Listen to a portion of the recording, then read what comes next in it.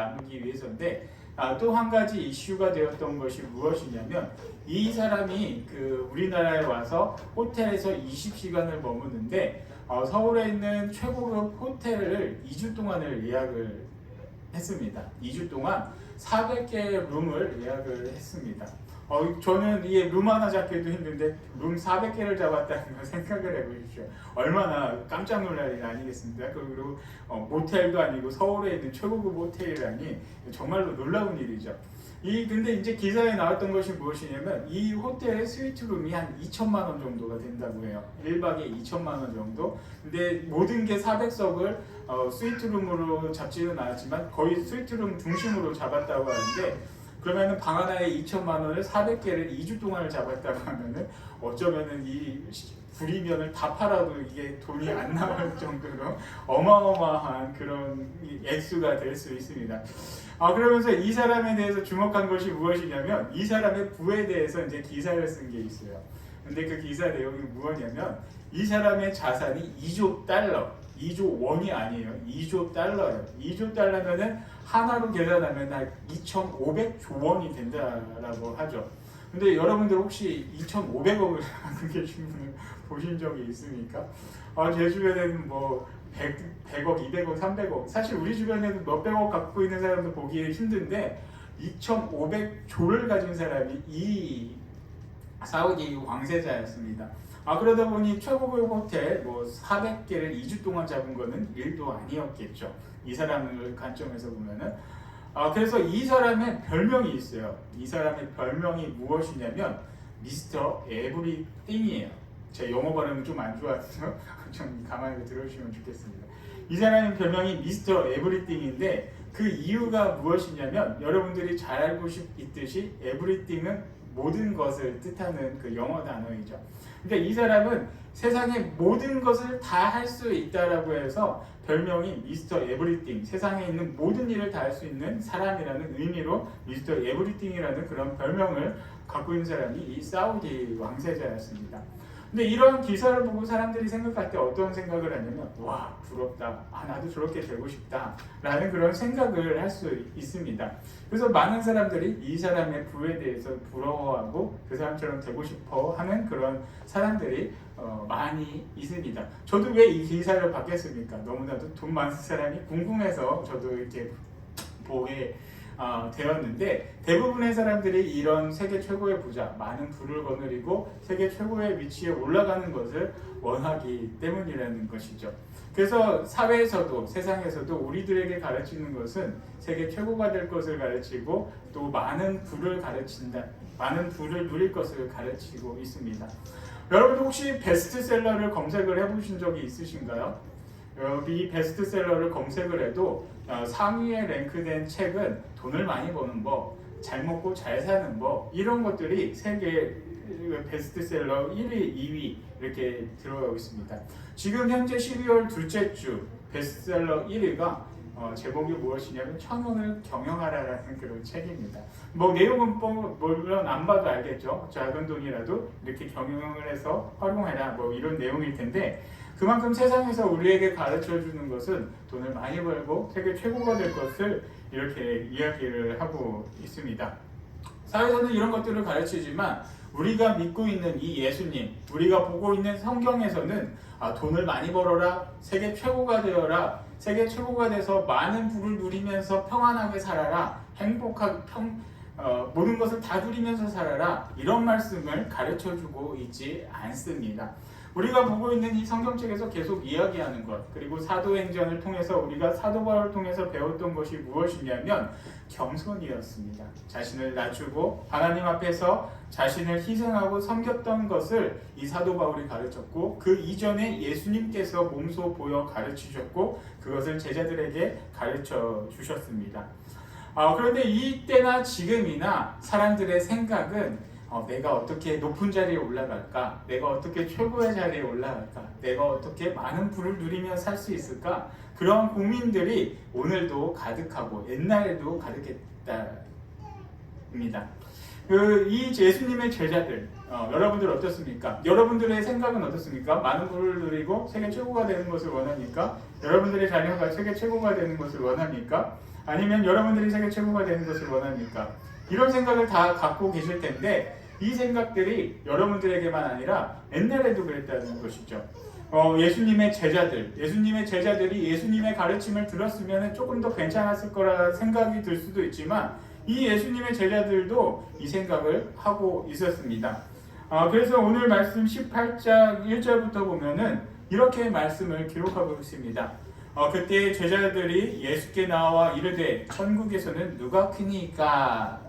라고 말씀합니다. 근데 이 말씀을 이제 마가복음과 누가복음을 보면은 더 자세하게 이렇게 풀어서 기록을 하고 있는데 어떻게 기록을 하고 있냐면 제자들이 길에서 다투었다라고 말씀을 하고 있습니다. 그래서 마가복음에서는 이 다투는 제자들에게 예수님이 물어봅니다. 너희들 왜 다투었냐? 그때 이 예수님의 제자들이 예수님께 나와 이 질문을 했습니다. 그걸 누가 더 크니까? 라는 질문을 예수님의 제자들이 예수님에게 물어보게 됩니다. 그래서 이 질문을 물어본 것은 이들이 다투었기 때문에죠. 그럼 이 제자들은 왜 다투고 길을 가다가 왜 싸웠을까? 라는 그런 고민을 해보게 됩니다. 그 고민의 이유는 단순합니다. 왜 이들이 싸웠을까? 예수님께서는 이제 조만간 이스라엘의 왕으로 이렇게 올라가실 텐데 왕으로 가시면은 이제 넘버 2 예수님의 다음에는 누가 될까? 이것이 제자들에게는 중요한 문제가 되었습니다. 여러분들 여기서 내가 지금 우리가 한 10몇 명 되는데 내가 여기서 제일 낮은 사람이야. 나는 여기서 제일 낮은 사람이 되고 싶어. 라는 생각을 갖고 계신 분 계시나요? 내가 다른 사람들이 나보다 다 낮고 다른 사람들이 다 나보다 뛰어나. 라는 생각을 하고 계신 분이 혹시 있으신가요? 그분은 정말로 대단한 분이죠. 내가 옆에 있는 분이 나보다 더 훌륭한 분이고 내가 저분에 비하면 난 아무것도 아니야 라고 생각을 할 수 있다는 것은 정말로 대단한 그런 성품을 가지신 분입니다. 예수님의 참된 제자들입니다. 그런데 예수님의 제자들은 그러한 생각을 갖고 있지 않았습니다. 왜 그러냐면 다들 예수님 다음에 두 번째 자리에 올라가고 싶었습니다. 그래서 내가 쟤보다는 내가 얘보다는 조금 낫지. 내가 쟤보다는 조금 위에 있어. 쟤는 나보다 못생겼어. 쟤는 나보다 키도 작아. 쟤는 나보다 돈도 없어. 라는 그러한 생각들을 이 예수님의 제자들이 갖고 누가 뭐라고 해도 예수님 다음에는 내가 2인자야. 예수님 다음은 나야. 라는 그런 생각에 이 12명의 제자들은 다투게 되었습니다. 예수님께서는 이 제자들이 그 싸운 이유를 모르고 있지 않았습니다. 다 알고 있었지만 이 제자들에게 다시 한번 가르쳐 주셨습니다. 그것은 무엇이냐면 너희들이 부와 2인자로 이렇게 올라가는 최고의 자리에 올라가는 것이 중요한 것이 아니라 낮은 자리에 가라라는 것이 중요한 것을 예수님께서는 말씀하십니다. 그래서 2절 말씀부터 보면은 이렇게 말씀을 기록합니다. 예수께서 한 어린아이를 불러 그들 가운데 세우시고 이르시되 진실로 너희에게 이르노니 너희가 돌이켜 어린아이들과 같이 되지 않으면 결단코 천국에 들어가지 못하리라 라고 말씀하고 있습니다. 이 말씀은 무엇이냐면 어린아이를 불러 그들 가운데 세우시고 그리고 너희가 이 어린아이들과 같이 되라 라고 말씀을 하고 있습니다. 여러분들 한번 어린아이들을 생각을 해보시면 어떤 생각이 듭니까? 착하고 순수하고 해맑고 이런 이미지가 강하게 듭니다. 저희도 이제 큰아이가 여기 브리초등학교를 지금 다니고 있는데 이 학교에 이제 다니면서 제가 만족하는 것 중에 하나가 큰 경쟁이 없습니다. 경쟁이 없고 물론 5명밖에 아이들이 없기 때문이지만 서로 이렇게 화합하면서 잘 놀고 잘 지내고 있습니다. 반면에 이제 제가 어린 시절 지금 물론 교육 과정이 바뀌기도 했지만 제가 어렸을 때는 서열을 쭉 매겨요. 1등부터 꼴등까지 쭉 매깁니다. 그래서 서로 경쟁을 시켜요. 누구를 밟고 누가 위에 올라가고 그렇게 만들기 때문에 아이들이 서로 친해진다라고 해도 약간의 그런 경쟁심이 있을 수밖에 없습니다. 그러나 이 아이들은 정말로 서로서로 다 친구고 학업 성적에 대해서 별로 그렇게 개의치 않는 그런 아이들이라는 것이죠. 이렇게 경쟁을 가르쳐주지 않았기 때문에 그런 순수함으로 이 아이들은 누가 누구를 밟고 올라서고 싶은 마음도 없고 서로 잘 어울려야 된다라는 그런 생각이 이 아이들에게는 있습니다. 이처럼 아이들은 순수합니다. 그리고 또 하나 생각해 볼 것은 아이들은 연약합니다. 힘이 없습니다. 여러분들 한번 생각해 보십시오. 누구한테 순종을 하고 누구한테 겸손하는지 나 자신을 한번 생각해 보시면 쉽게 이해가 됩니다. 근데 아이들 같은 경우도 그렇습니다. 아이들 자체가 너무나도 힘이 없기 때문에 겸손하고 순종할 수밖에 없습니다. 저희 집 식구는 5명이 있습니다. 그 중에서 힘이 제일 센 사람은 바로 저죠. 제가 뭐라고 해도 힘이 제일 셉니다. 그래서 집에 있으면은 제가 폭군처럼 될 때가 있어요. 이놈 새끼들 하면서 막 폭군처럼 가끔 이렇게 변할 때가 있습니다. 근데 이제 이 말씀을 보면서 저도 자제하고 이렇게 내려놔야 된다라는 그런 생각을 항상 갖고 있는데 이게 때로는 잘 안 될 때가 있어요. 저도 이렇게 막 폭군처럼 올라오게 되는데 그리고 이제 두 번째로 저희 집에서 힘이 제일 센 사람은 그렇죠, 엄마입니다. 이거는 물리적인 힘이에요. 그 뭐 이런 정치적인 힘이 아니라 물리적인 힘, 단지 그냥 육체적인 힘만을 얘기하는데 육체적으로 두 번째로 이제 힘이 센 사람은 엄마이죠. 엄마는 여자입니다. 저희 집 큰아이가 남자아이라고 하더라도 아직은 어리기 때문에 엄마보다 힘이 셀 수가 없습니다. 이처럼 어린 아이들 같은 경우는 아무리 남자라고 하더라도 힘이 세다고 하더라도 성인 여자보다 약할 수밖에 없습니다. 이처럼 아이들은 힘이 약하고 연약한 존재입니다. 그러니 인사를 해도 너무나도 숙이고 하는 것은 너무나도 당연합니다. 우리가 이 어린아이에게서 배운다는 것은 내가 연약한 존재라는 것을 우리가 깨달아야 하죠. 내가 하나님 앞에 연약한 존재이고 그리고 내가 옆에 있는 사람들보다도 약한 존재이고 그들보다도 낮은 존재라는 것을 우리가 깨닫고 겸손하게 살아야 한다는 것을 예수님께서는 오늘 말씀을 통해서 말씀하고 있습니다. 그래서 이제 4절에서는 또 말씀합니다. 그 4절 말씀, 그러므로 누구든지 이 어린아이와 같이 자기를 낮추는 사람이 천국에서 큰 자니라 라고 말씀합니다. 그렇습니다. 그래서 이 제자들에게 예수님께서 하고자 했던 말씀은 바로 이것입니다. 누구든지 이 어린아이와 같이 자기를 낮추는 사람이 천국에서 큰 자다. 여러분들 재밌지 않습니까? 자신을 낮추고 어린아이처럼 이렇게 연약한 존재만이 천국에 들어갈 수 있다는 사실이죠. 이 사실을 통해서 우리가 또 한 가지 알 수 있는 것이 무엇이냐면 내가 연약하지 않고 겸손하지 않고 교만하게 이렇게 살아간다라고 하면 이 천국의 높은 자, 낮은 자가 아니라 천국에 들어갈 수도 없는 그러한 존재라는 것을 예수님께서는 말씀하고 계십니다. 여러분, 이걸 우리가 잘 생각해 봐야 돼요. 우리가 겸손한 마음으로 섬기는 그런 자세를 우리가 잘 생각해 봐야 됩니다. 우리가 삶을 살아가면서 교회 생활을 하면서 잘못된 생각으로 신앙생활을 잘못한다라고 하면 모든 것이 다 허사로 돌아갈 수 있습니다. 우리가 삶을 살아가면서 겸손하지 않고 다른 사람을 나보다 높게 겸손하게 해야 되는데 다른 사람들을 나보다 낮게 보고 우습게 보고 내가 이렇게 교만하게만 살아간다라면 우리가 천국에도 못 들어갈 수 있다라는 것을 말씀해 주시고 있습니다. 예전에 제가 이 신촌교회에 와서 지난 겨울에 한 가지 처음으로 작업을 했던 것이 바로 그 사택 도어락을 작업을 했습니다. 저도 이제 군대에서 공병을 나왔기 때문에 이런 거 만지는 거에 대해서 조금 할 수 있다라는 그런 생각에 도어락 작업을 제가 하게 되었습니다. 근데 이 도어락 작업을 하면서 시작하자마자 후회가 됐습니다. 이게 왜 후회가 됐냐?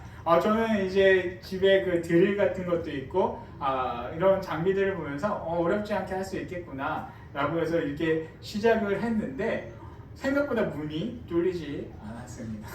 생각보다 문이 뚫리지 않았고, 또 하나 제가 잘못 판단했던 거는 그 크게 이렇게 문을 뚫는, 그리고 에어컨 뚫을 때 이렇게 파는 그 장비가 없었습니다. 그러다 보니까 그 바늘 같은 걸로 여기저기를 뚫다 보니까 굉장히 힘이 들었던 기억이 있습니다.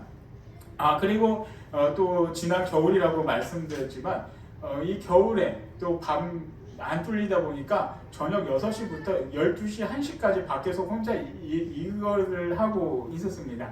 그러니까 또 밤에 또 갑자기 눈은 오지, 추운 날 내가 이게 뭐 하는 짓인가, 정말로 많은 이 생각들이 머릿속을 스쳐 지나갔습니다.